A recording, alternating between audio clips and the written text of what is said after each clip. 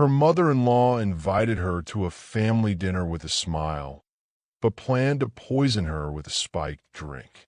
Zara sensed something was off and secretly swapped glasses with her father-in-law. What happened next turned the entire family's dark secrets upside down.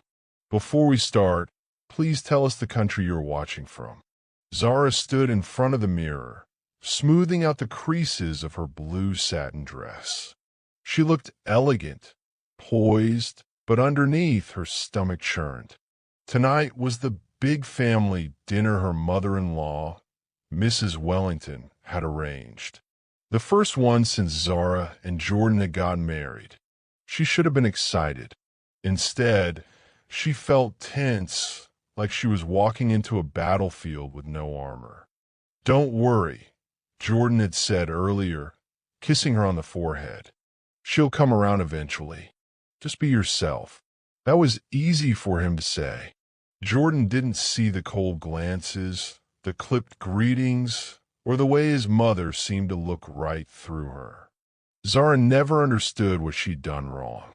Maybe it was because she didn't come from money. Or maybe Mrs. Wellington had already planned a better wife for her only son. Either way, tonight would be a test, and Zara knew it. The Wellington family home was like something out of a magazine. Tall pillars, marble floors, soft jazz playing in the background. The kind of house that whispered old money. Zara walked in behind Jordan, carrying a bottle of wine they brought. Mrs. Wellington greeted them at the door, her eyes scanning Zara from head to toe like a customs officer inspecting suspicious luggage. "Well," she said flatly, "you're finally here." Zara smiled politely. "Thank you for having us." "Of course." Mrs. Wellington turned on her heel and led them toward the dining room, her heels clicking against the marble like a ticking clock. Dinner was an elaborate spread: steak, grilled salmon, roasted vegetables, and several dishes Zara couldn't pronounce. The family was all seated. Mr. Wellington, quiet and polite. Jordan's older sister, Lydia, who always acted too busy to care. And Jordan, who was doing his best to keep things light. But the atmosphere was off. Zara noticed the way Mrs. Wellington glanced at her drink more than once. It was a pale pink wine, slightly different from the rest on the table. Strange. Everyone else had the house red. When Zara picked it up, she noticed Mrs. Wellington's eyes track the glass like a hawk. She set it down without sipping. Her instincts told her something was wrong. "Everything all right, dear?" Mrs. Wellington asked with a smile that didn't reach her eyes. "Yes, thank you," Zara replied, meeting her gaze. "Though I think I prefer red wine, like the rest of you. Would it be all right if I switched?" "No need," Mrs. Wellington said quickly. "That one is better chilled. You'll love it." Zara's fingers tightened around the stem of her glass. A chill ran down her spine. Something was definitely off. She wasn't one to jump to conclusions, but she also wasn't stupid. As conversation floated around the table about stocks and real estate, Zara excused herself to the restroom. In her purse was a tiny pocket camera, something Jordan had given her for fun during their honeymoon. She took it out, turned it on, and aimed it toward the table when she returned. It was discreet and small, barely visible through the purse flap as it sat by her plate. She returned to her seat with a calm face but a racing heart. Back at the table, she found that her glass had been topped off again. Still the pink wine. She held it, smiled, and waited.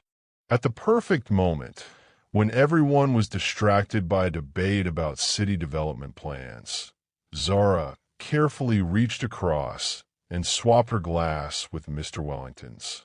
The two glasses were nearly identical in size and shape. No one noticed. Minutes later, Mr. Wellington raised a glass and took a few slow sips. Then it began. First came the slow blinking, then the confusion. His hand trembled slightly.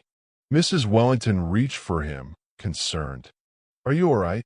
I, I feel a little dizzy," he muttered, blinking rapidly. Within moments, he slumped slightly in his seat. Panic erupted. "Dad!" Lydia cried. Jordan was on his feet, holding his father's arm. "Somebody call 911. Zara played her role perfectly, rising with alarm and supporting her husband. "He needs help. Maybe he's allergic to something." As chaos took over the dining room, Zara stepped back, pretending to search for a phone, her eyes calmly watching Mrs. Wellington. The woman looked pale, but not like everyone else. There was fear in her eyes. Not confusion, fear. "She knows," Zara thought. "She knows exactly what happened." An ambulance came quickly. Mr. Wellington was taken to the hospital. The rest of the family scrambled to follow, but Zara stayed behind under the excuse of needing to gather her things. As she walked to the car, she whispered to herself, "Let's see what the footage shows." Because Zara had seen the look in her mother-in-law's eyes before the switch. It was a look of intention, a look of calculation. And whatever was in that drink, Zara was never supposed to walk out of that dinner the same. But now everything had changed. Zara sat still, her heart pounding like a drum in her chest as everyone around the dinner table lifted their glasses. She watched carefully as her father-in-law, Mr. Douglas, took a long sip from the glass she had swapped just moments earlier. Her mother-in-law, Evelyn, hadn't noticed the switch. In fact, Evelyn was too busy watching her, waiting, expecting to see Zara drop or faint or react strangely. But nothing happened. Not to Zara, at least. Seconds ticked by like hours. Mr. Douglas wiped his mouth with a napkin and leaned back in his chair. Then he coughed. Once, twice, louder than usual. Zara glanced at Evelyn. The woman's smile faltered for a split second, just a blink, but Zara caught it. "You okay, darling?" Evelyn asked her husband with forced concern. He nodded, then coughed again, this time reaching for a glass of water. Yeah, just feels like something went down the wrong pipe." Zara remained silent, her eyes moving back and forth between the two. The tension in the room was now thick enough to cut with a knife. Dinner continued awkwardly. Evelyn barely touched her food, stealing glances at Zara every few minutes. Mr. Douglas eventually excused himself, rubbing his temples and muttering something about a headache. Evelyn followed him quickly, almost too quickly, leaving Zara with the rest of the family. Once upstairs, the commotion started. Loud voices muffled through the ceiling. A glass shattered, then silence. Zara knew this was her moment. She excused herself politely and stepped into the hallway, pretending to look for the bathroom, but instead crept upstairs toward the source of the voices. She stopped just outside the door of the master bedroom and listened. "You put something in my drink, Evelyn." Mr. Douglas was roaring, his voice furious. "What? What are you talking about?" Evelyn snapped back, her tone desperate. "Don't play dumb with me. I know what you're capable of. I tasted something bitter, and now I've got this awful feeling in my gut. What the hell were you thinking?" Zara's breath caught in her throat. She had suspected the drink was spiked, but hearing it confirmed from the man who drank it made her stomach churn. There was a pause. Then Evelyn's voice dropped to a low whisper. "It wasn't meant for you." "Oh my God," Mr. Douglas whispered, stunned. Downstairs, The family began murmuring. Mr. Douglas had raised his voice loud enough for a few words to carry down the steps. Zara quickly made her way back to the dining room, pretending she had just returned from the bathroom. But inside, she was burning with the need to act. A few minutes later, Evelyn descended the stairs slowly, her face pale and eyes scanning the room for Zara. "I think dinner is over," she said quietly. Zara stood. "Actually, I'd like to say something before I go." Evelyn froze. Zara's voice was calm but firm. "I know what you did. You spiked my drink." Gasps filled the room. Evelyn opened her mouth, but nothing came out. Zara continued, "But I swapped glasses with your husband before you even sat down." Mr. Douglas came down the stairs behind her, looking shaken. "And I've just been on the phone with my doctor. They're running tests on the symptoms. But something's wrong, and I believe my wife tried to poison our daughter-in-law."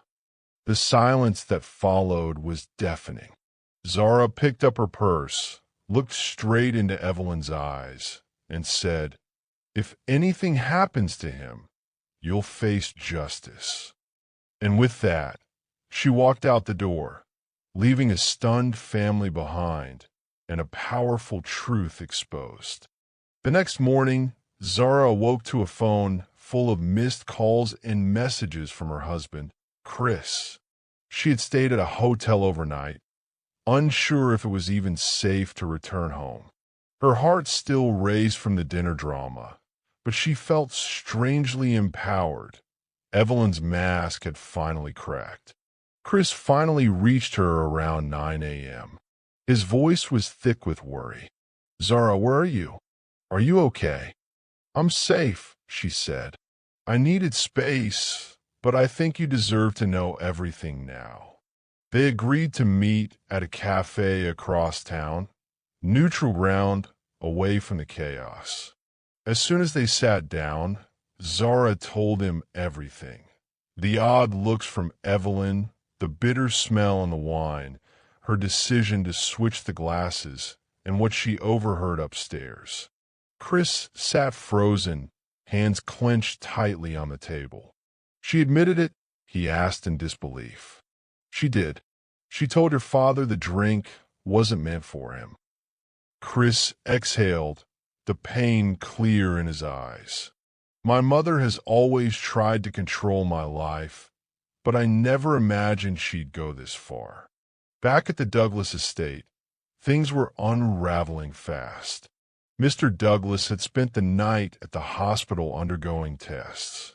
The results revealed mild traces of a tranquilizing agent in his system, something that could have seriously harmed someone smaller or pregnant, which Zara secretly was.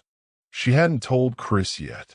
The doctor confirmed that while Mr. Douglas would recover, the dosage was dangerous. It was enough to involve the authorities. By the afternoon, police were knocking on the family's front door. Evelyn tried to spin the story. "It was an accident. I mixed up the glasses. I was just stressed." But Mr. Douglas had already turned in the wine glass to the hospital for toxicology, and it all pointed back to her.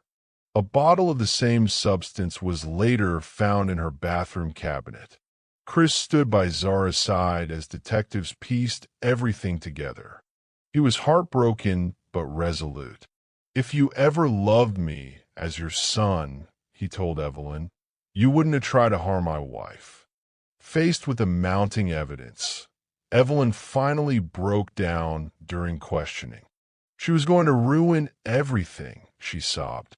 That girl changed him. He was supposed to take over the company, marry someone from good family, not throw it all away for her. Mr. Douglas, now fully recovered, heard every word. "You just ruined your own family." The fallout was swift. Evelyn was arrested and charged with attempted poisoning and reckless endangerment. The story hit the local news, sparking widespread sympathy for Zara. But Zara stayed quiet. choosing privacy over publicity. In the weeks that followed, Chris and Zara grew closer than ever. The crisis had stripped away illusions and forced everyone to face who they really were. Mr. Douglas formally apologized to Zara, confessing that he'd silently agreed with Evelyn for too long, even if he didn't act on it. Then, one quiet evening, Zara finally shared her own secret. "I'm pregnant," she said, tears welling in her eyes. Chris froze for a moment, then smiled, a real, deep, grateful smile. "Then our baby's already a fighter, just like you." They held each other tightly, knowing the road ahead wouldn't be perfect, but it would be honest. And together,